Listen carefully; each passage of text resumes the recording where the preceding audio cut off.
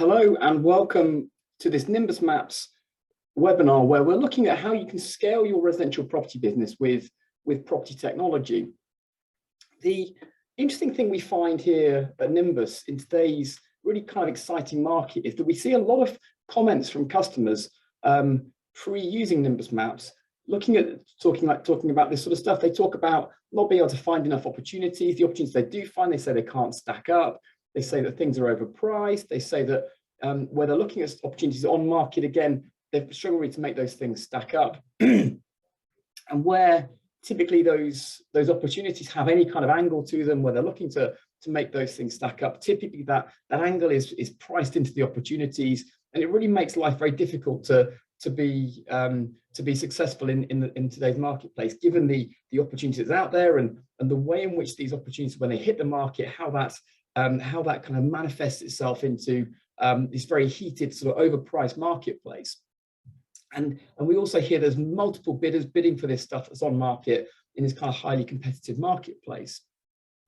Typically what we find is that customers pre-Nimbus Maps, what they tend to run through is they look at stuff, as I say, on market. They'll typically look at things like online tools for things like planning viability. They'll look at planning portals. They'll be trawling through planning policies and looking at those big detailed documents from each of the councils, trying to understand what planning constraints apply to a particular property, or perhaps they're ringing their planner to get some early advice from them.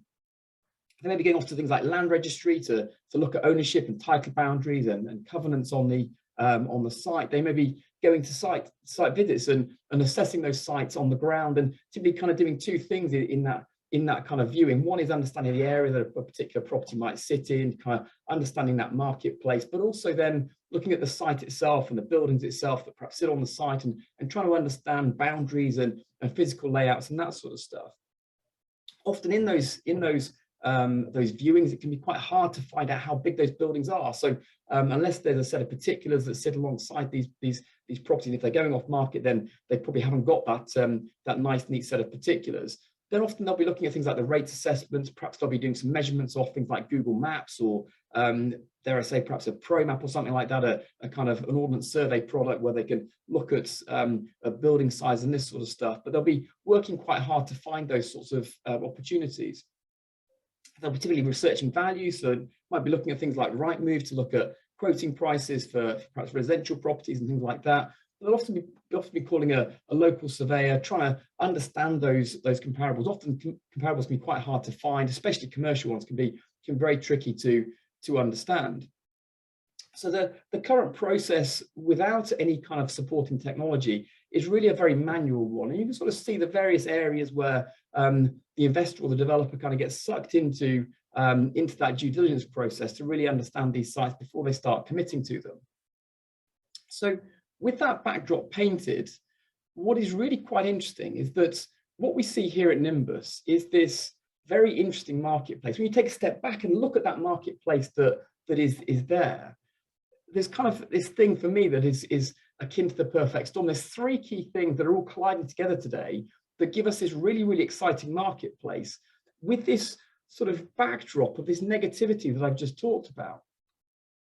That perfect storm is three key things, and those three key things that are happening right here, right now, are of course these.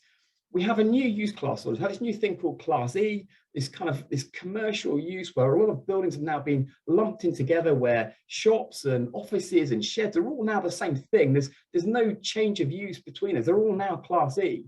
So these buildings that historically were so different, a shop for me is so different from a factory. They're two completely different buildings, and yet they're the same use class. There's no change of use between those buildings anymore. So this huge shake-up in terms of the way the use class system works. Layered on top of that, we had a round of PD rights post-COVID in 2020, and of course then a further set of PD rights in 2021 as well. So we have this huge wave of things you can now do to these buildings that you couldn't do sort of 2 years ago before COVID hit. And of course, COVID itself, when that hit, that firstly put all the property owners across the UK locked up into their own homes, turned their lives upside down, and the way then that people think as they've been locked up at home for so long, how they feel about their sort of their lives and what their plans are for their lives and this sort of stuff, and therefore how they feel about the investments and the buildings and the building stock that they hold has changed. On top of that, the retailers that trade on the high street and trade from the retail parks on the edge of the settlements and this sort of stuff, their business models have fundamentally changed too. The retailers that are still with us are the ones where they've moved their minds from purely taking a retail unit, filling with stuff and trying to sell stuff out the front door by people that walk past the front of it, into a business where they're managing different channels, where they're managing stuff admittedly through the front door where they're selling to people that come in, but of course they've got heavy online presences where then they're using the logistics arm of their business to then go and service that online traffic in effect. And so the buildings that they wanted from 2 years ago are very different from the ones that they want now. On top of that, the office and kind of the place of the office in the working day has changed enormously, as people now have either working from home sort of setups, or indeed kind of hybrid working patterns where the role of the office and the space that's needed in the office and the facilities that are needed in today's kind of collaborative co-working kind of sort of structure, if you like, is so very different from what they were 2 years ago, where typically the majority of us would get up every day and go into an office somewhere. So all of these things are sort of a kind of working together now to give us this really exciting marketplace where each of these individual of these three things would create a sort of a stir and a change in the marketplace that would create opportunity. That change always creates opportunity in the property market. So what is the opportunity? Well, the opportunity now is to find opportunities in a way that is truly scalable. And of course, an opportunity is only an opportunity if, of course, it stacks up, so it works financially, and if it's on profile where it's in line with what you want to go and do, and of course, if you can get planning consent for that particular building. So when we say stack up, we mean financially and of course in planning terms. Now, the solution to this, and where this all becomes unlockable, if you like, is where we can find, where we look, where we consider where we look, how we search, and of course what we do in that position.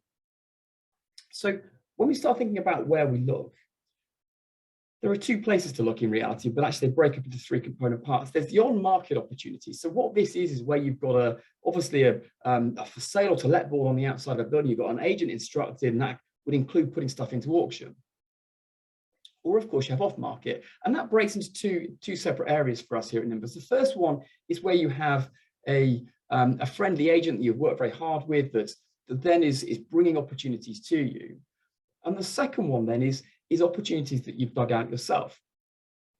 Now, what we think about here is really kind of the positives and negatives around each of those different types, the sort of the three ways in which you might find opportunities. I'm going to take you through those quickly now. So this little kind of table here shows you that the first one is on-market opportunities. And of course, the positive thing about on-market opportunities, you have a willing seller. That person has decided they want to sell that building. And of course, you have open pricing. So they've told you what they want for that building. The challenges with on-market opportunities, of course, is that it's by definition a competitive environment. There's an agent that's instructed whose job is to go and push and try and get as much market exposure to that property as possible, to get as much interest as possible, to try and, if they can, get some sort of Dutch auction going or some kind of competitive bidding situation set up.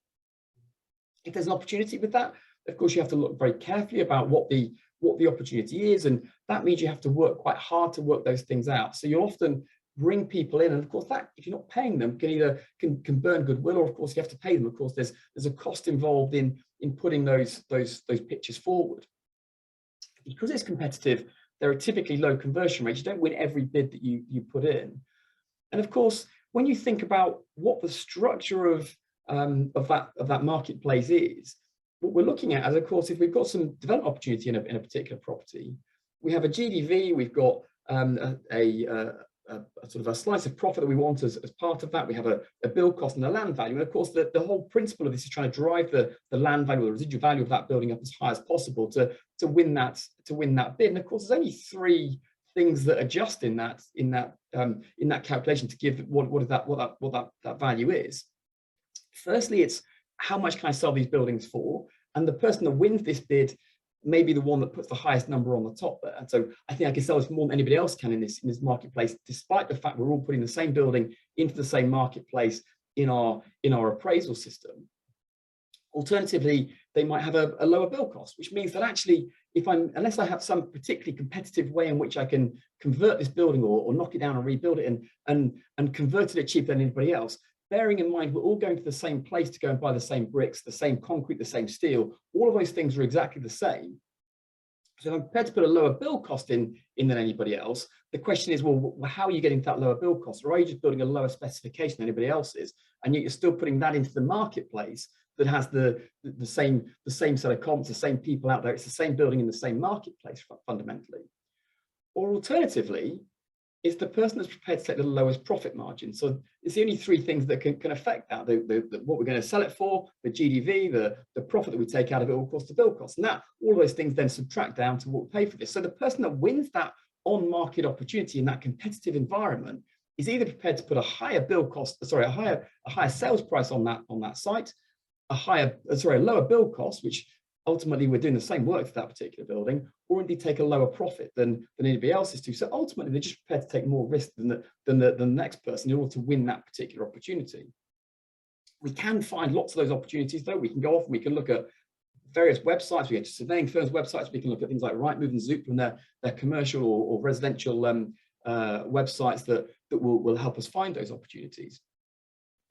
If on the other hand, we start looking at off-market opportunities, the first one of those is where we look at sets of particulars. So we have a friendly agent that's gone off and has brought a building to us, maybe with a set of particulars, maybe they're kind of a draft set that sort of before the site goes out onto the market, or indeed maybe it's an early steer that they've given us, and that may have some information that can be useful for us.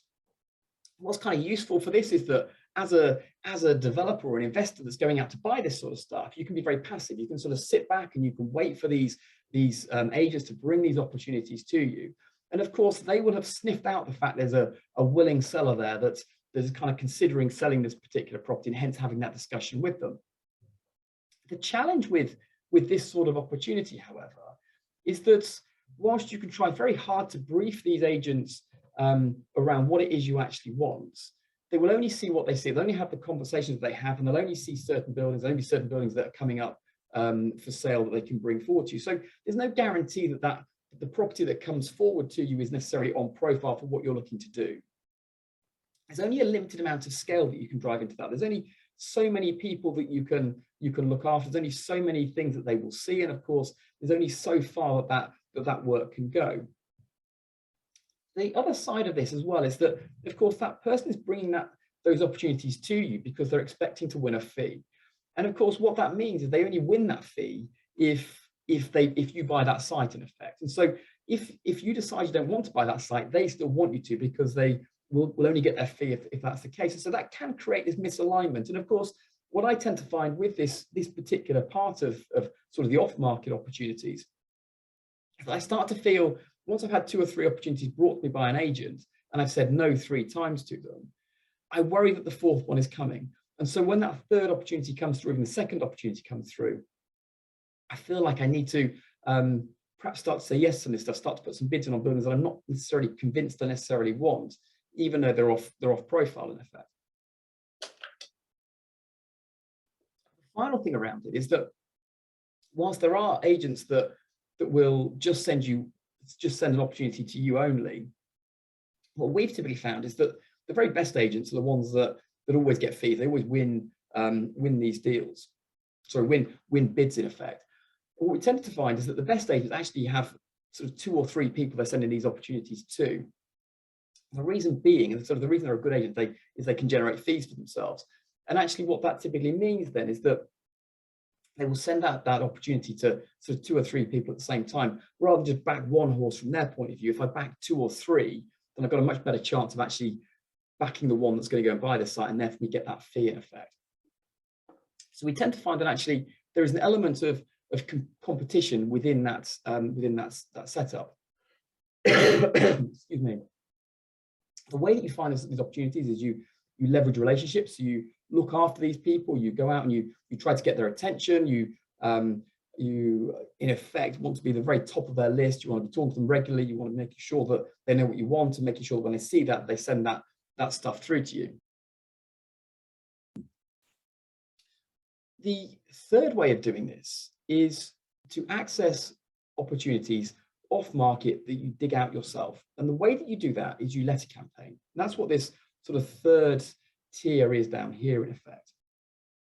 The benefits of this, so in essence, the way this works is you identify opportunities and you send letters out to owners of buildings that you've pre-qualified in effect. The positives around this is that, I suppose, contrary to to this first one over here, these properties are always on profile. There's always, because you're going to pre-screen these first to look at them and say, well, actually, this is the kind of thing I want to go and do. This is where I see the big opportunity for me and my marketplace with my particular sphere of understanding and my experience for particular opportunities. This is where I see the opportunity. Excuse me, sorry. The other sort of benefit to this is that you're going to be tapping into owners of buildings that have particular types of opportunity where they're only just now starting to think about whether they want to sell these buildings, which means that you have time. They haven't necessarily decided they want to sell these opportunities yet, and therefore you can start to get your ducks in a line. You can start to understand where sort of what you need to go and do. In effect, you can typically buy these things subject to planning, because the owners aren't in some desperate rush. There's not somebody else bidding on an unconditional basis, and so you can often buy these buildings subject to planning. That additional time that you get as part of this means that you can then get yourself organized, and when you buy the building or the site, you have it with the consent that you want. This gives you control. This gives you control of that site. You can enter into option agreements, subject to planning deals, and this sort of stuff, where in essence you have control that you'll get the building or the site if you get the consent that you want. And of course, it's completely scalable. You can look as far as you want to. You can find as many opportunities as you want to. And letter campaign is just down to the number of letters that you send out. The negative side of it is that it takes some effort. You've got to go and do something about it. You've got to go and actually send these letters to go and spark this interest, to drive the interest back at yourself and at your business.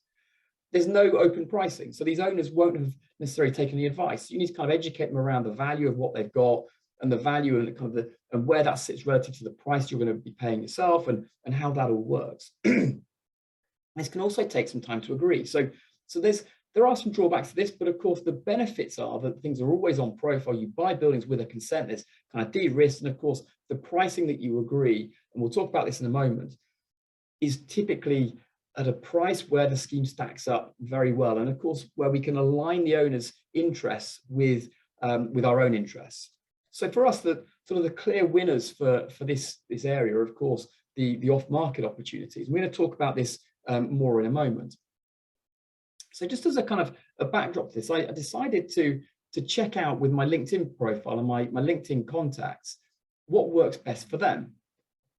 So I posted in my LinkedIn feed this question: what works best for you when buying developments, investments, and land? Where do you find them? And I gave people 3 answers that they could say: on market, including auctions; off market via friendly agents; and of course off market, direct to owners, letter campaigning. And what was kind of very interesting and kind of supports what I've been saying a moment ago is that we found that 10% of people were looking on the market and being successful there, but the balance of the 90% of the marketplace are all going off market, and that's split 50-50 between friendly agents and of course direct to owners. And this was off kind of sort of 3,500 people that viewed this post, and about sort of 55-60 that kind of answered that. From our own point of view, we found that off market was a great thing to do. We had a spell pre-focusing on technology where we were doing some property deals, and for us we did this sort of stuff. So this was sort of off market, us doing off market opportunities between about 2014 and 2018, which we've now stopped. But in essence, we did an awful lot of this sort of stuff. This was a property we did up in Burbage, a conversion of a pub to a co-op. Similar this sort of things with Mason's Arms up in Hucknall in Nottingham, where we did this, through to this sort of stuff, Silver Jubilee in Canby Island, where back in those Morrisons are still buying convenience stores. We did about 100 convenience stores over that period, using the similar sort of strategies and approaches I'm going to be talking about that you can use right here, right now, to go and target this sort of stuff for your own opportunities. Did this sort of stuff is La Castilla in Farnham in Surrey, where we did this, and of course then a whole load of this sort of stuff where we were doing residential schemes, and of course this sort of residential scheme too. This was all just applying simple strategies to off-market estates of properties, typically for us, either retailers or pub companies, and driving some big values off those sites. There's some bigger stuff as well, this sort of stuff, which was sort of a combination of on and off market. And the impact of that for us was kind of really interesting over that sort of very short period that we got retained by Punch Taverns, Admiral Taverns, we got retained by Sainsbury's and Co-op too. This was an extract from the Estates Gazette where it was looking at the change of use of pubs from typically a whole bunch of our clients here. And we can see this big spike here, which sort of ties in line with that 2014 to 2018 period when we were doing this sort of stuff. And you can see that sort of big spike in this very efficient way of taking a strategy, targeting specific properties, and then unlocking those where they worked and focusing and really refining your efforts into the right places. It also ended up in some big high-profile sales of some big PLC companies as well. We've got a whole bunch of customers that are doing exactly this, and there's some really interesting stories I love hearing. We have lots and lots of customers saying things like this about sites that they've found using these strategies where that sort of first slide that I showed, we have these problems around things not stacking up. These people that are applying the strategies that we're talking about right here, right now, are really not feeling those same problems that we've talked about with things being overheated, because they're searching in the right place, they're finding the right opportunity, they're driving the right actions, which then drive the right opportunity back at their business, and they have the simple solution to then go and unlock these opportunities. And that also mirrors itself on our Trustpilot page with some pretty high rankings that we have on there. So what are those strategies you can apply? Well, there's two kind of things I'm going to be showing you. Firstly, the 8 ways to find land with a tool called Nimbus Maps Elite, and I'm going to show you that later on. But these are some of the ways in which we can find that. But of course, with today's particularly hot market with these new PD rights, the things I want to focus on today are in effect these. So when it comes to residential opportunities, we have residential land opportunities, residential airspace opportunities, and with the new PD rights that are out there, this new raft of PD rights and this new use class that sits on the property market, this is where it becomes most exciting. So firstly, up here we have Class ZA. This is where you can knock down commercial buildings and rebuild them as residential with 2 stories on top as blocks of flats. We have residential development plots where you can take individual houses with big gardens, where you can knock them down and rebuild them as houses of a higher density, if you like. And of course, low value commercial property where you can knock them down and rebuild them as residential on those sites too. And then a bunch of airspace opportunities above blocks of flats, the new Class A, AA and AB, and of course, airspace above houses with the AC and AD. On top of that, so often we'll look at converting commercial buildings because of the lower value typically that the commercial building has relative to the residential values that are there. And of course, there's this new change of use for the Class MA that you can apply to. I'm going to focus on that in a moment. Don't forget things like Class G PD rights, which was the old shops with uppers, where you could take a retail unit with and convert 2 flats above that in the commercial space above a retail unit. That's been extended now to cover the whole of Class E on top. In addition to that, again, we can apply low value commercial buildings and convert those, and of course Class ZA. And there's also things like HMOs that can also be kind of interesting in today's marketplace with that particular type of with those particular PD rights that are in place. For me today, I want to talk about Class MA. I'm going to talk about Class MA and Class ZA and look at some plots and just kind of bring to life how this works for you. But in the case of Class MA, this is what Class MA is all about. We can look at Class E commercial buildings. This is the new broader use class that covers things like shops, industrial buildings, and of course offices, this new kind of broader use class. The buildings that are less than 1,500 square meters, so just under 16,000 square feet, then for us, provided they have a residential feel to that location, then we can start to think about Class MA and converting those buildings into residential. With Nimbus and this Elite Plus system I'm going to show you in a moment, what we've done is we've excluded the things where the planning policy would disapply this new PD right in effect. So things like Article 2.3 land, you can't apply Class MA in Article 2.3, so that's been removed from our system. Things like scheduled monuments, listed buildings, flood zones 2 and 3. Again, you can't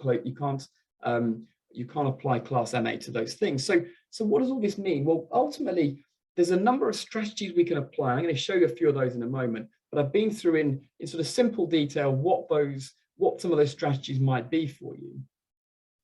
That's all fine, but what does that mean for you, and how do you go and get the benefit that that we've been talking about a moment ago? Well, the answer is that first off, you have to find 100 opportunities.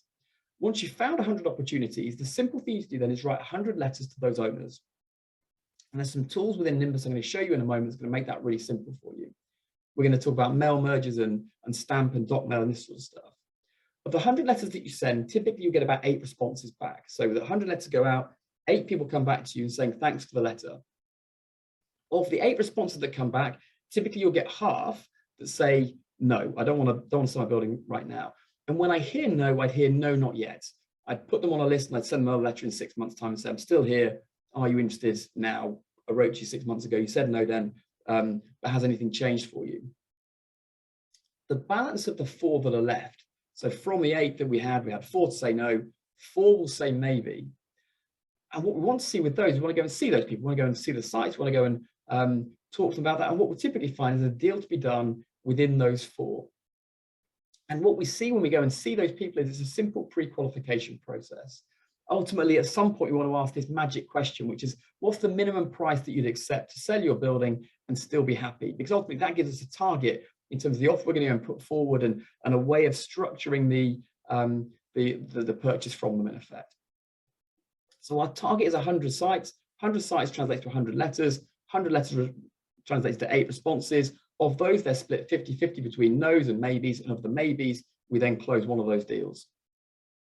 So let's go and see this in action just very briefly. Let's just go and run through that. So this is the Nimbus Maps Elite Max system. So I'm going to start off with somewhere like Watford, I think, as today's example. So let's just bring up the Nimbus Maps system. So the first thing I want to understand around Watford is the quality of this area. I want to understand which parts of Watford are good, which parts are bad, because I'm going to build a nice new scheme of houses in that location. I need to know that it's a decent location. So we have this thing called location analysis, and here we do a number of very clever things. We can look at things like planning. We can see planning applications shown on the map. We can see council boundaries. We can do some searching for planning permissions and this sort of stuff. We can lay a planning policy on the map. So we can look at things like flood zones and listed buildings. We can check the council housing delivery test. Are they meeting their housing delivery test? Are they providing their 5-year housing land supply or not? Where the green belt sits, where conservation areas are, AOMB, triple SI, all those kind of things can also be shown. We can see comparables on the map. We can see commercial and residential comparables, but I want to start off with the market. I want to understand across Watford where the strong parts are and where the weaker parts are. What we can see in Watford is this is showing me neighbourhood boundaries with average sales prices of residential properties across the map in effect. So what I can see in central Watford, average sales price of £427 a foot. As I go north up to here, I get sort of £476 a foot. Northwest, I get some stronger values, so nearly £500 a foot. And as I go southwest, I get this sort of pocket of much stronger value, sort of around Rickmansworth and just down to the southeast of sort of around Batchworth Park Golf Club. I get even stronger values in sort of Croxley Green and places like that. So very quickly, I can see where I should be targeting, where I'm going to find decent opportunities. I can do some other stuff around residential feel, so residential yields, and I can go into real granular information around deprived areas and all that kind of good stuff.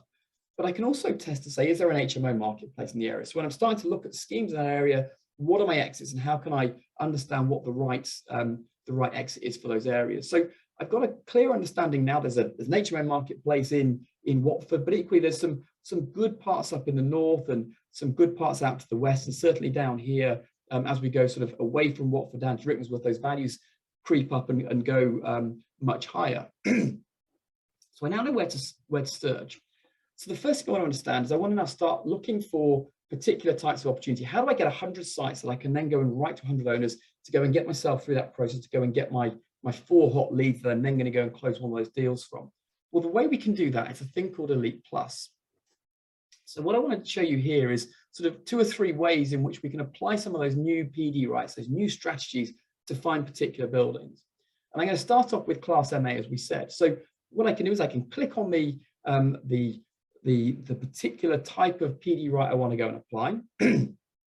System goes off and it finds me particular buildings where those PD rights apply.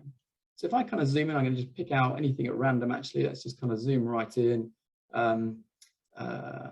Let's just see what we've got. So let's have a look at this particular property. It's now plotting me some freehold ownership as well. We'll just switch that off in a second.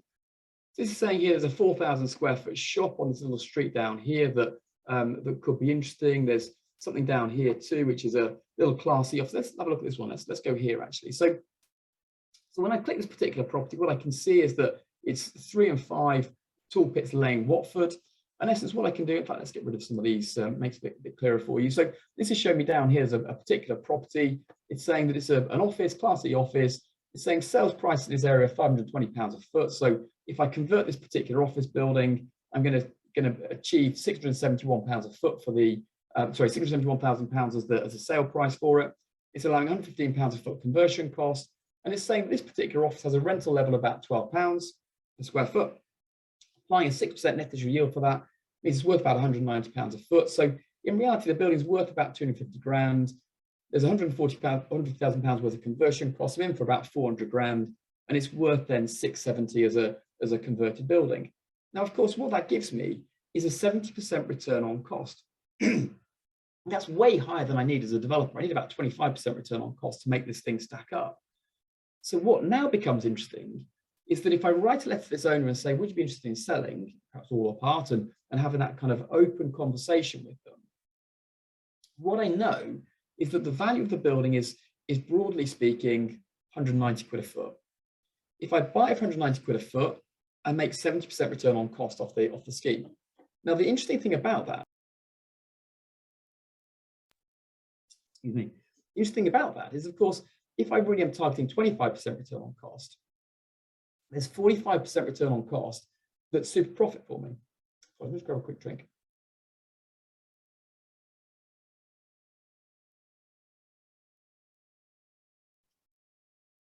Now that extra return, of course, I can either take myself as a higher return, or perhaps I can share it with the owner, which means I can then afford to pay more than the building's worth to unlock this. Apologies, sorry, I've got a frog in my throat. Apologies.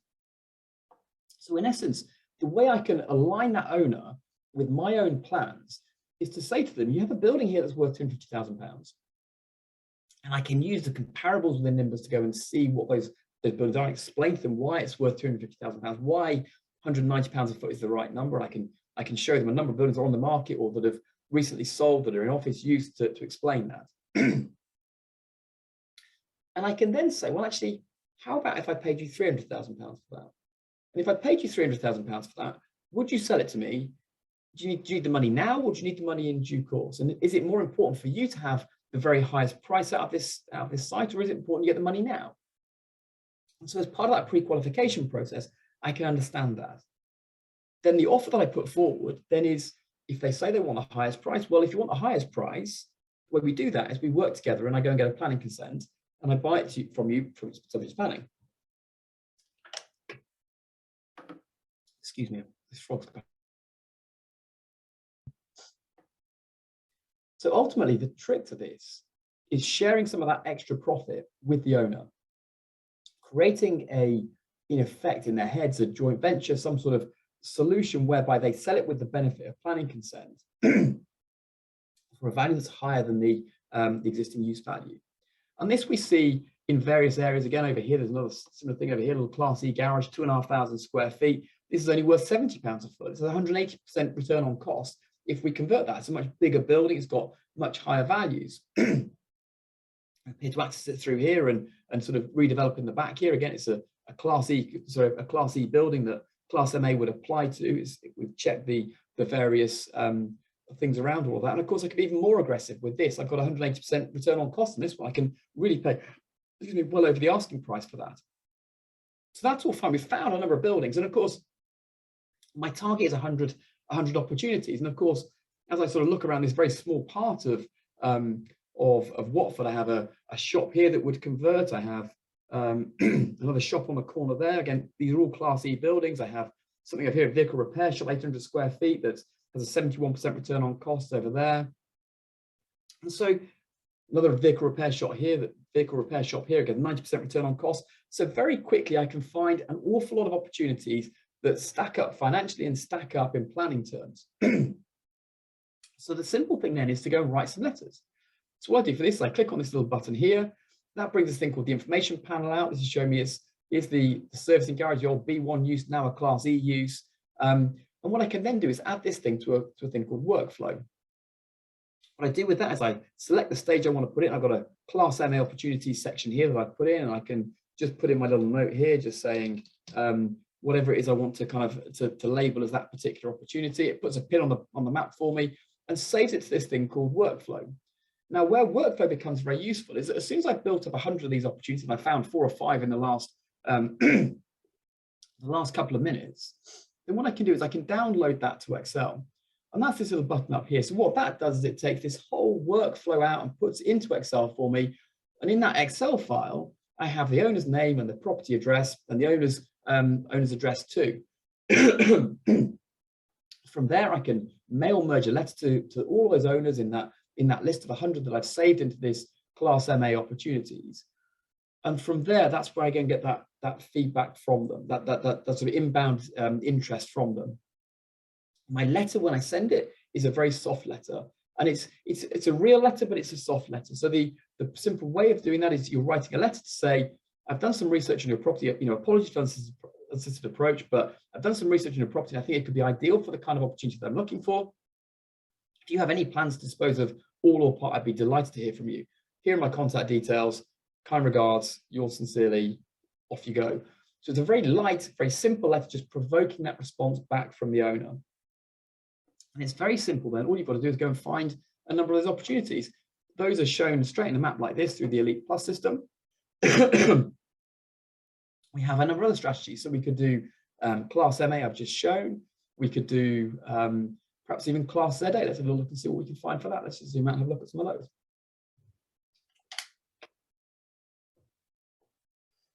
Excuse me. For the Class ZA opportunity, so what have we got here? We've got an old excuse me, an old surgery here, which I think is probably actually an old office use, actually, which is kind of why it's bringing that. In fact, sorry, no, it's a D1 use, so into Class E, and off we go. And so again, I can go and knock that down and rebuild that as a block of flats. Again, over here, something similar, a little office building here as well that has the same PD rights that can apply to it too. And so off the back of this, what I'm trying to show is just how simple it is to go and find an awful lot of opportunities to go and convert buildings or to knock them down and rebuild them as flats using the Elite Plus or Max system. So the other stuff we might do is we might look at perhaps things like where do we find development plots? So where do we find houses or sort of low density houses where we could then go and redevelop them and put more units onto them. So this is what this little overlay here is showing me in effect, is that there's a building here that's got an extra bit of space around it in effect. So could I extend that or do something more clever with it? Excuse me, apologies. And what it often does is sort of highlights locations where we have this sort of opportunity here, I suspect, where what you can see is that sort of the general built space on a title like this is this sort of building. And of course, what we have here is a very small building. And in fact, the same on the one next door. So these sites typically probably can be split in half and put 2 onto them with a much bigger building footprint in effect. And we tend to find this is quite a useful way of searching, is sort of seeing these underdeveloped sites. Again, sort of down here, where we could perhaps put something in the side here in effect. So a number of very quick ways in which we can find these opportunities. And I suppose what I would like to challenge you next is to say, well, actually, what if you sent more than just 100 letters? What if you sent 200? What if you sent 300? What about 400 letters? This is where the way in which you tap into these opportunities is so simple now. It is so simple to find truly scalable ways of finding the front of putting enough opportunities into your hopper on the front end of your business to then send enough letters out to drive enough interest back at your business to find the number of sites that you want. And of course, what you're able to do with these opportunities is you're able to pay more than the building's worth to the owner. So what what that does is it aligns you and them together, so you're now focused in the same place. Excuse me. Thank you very much indeed for watching, and we'll look forward to seeing you soon. All the best. Bye for now.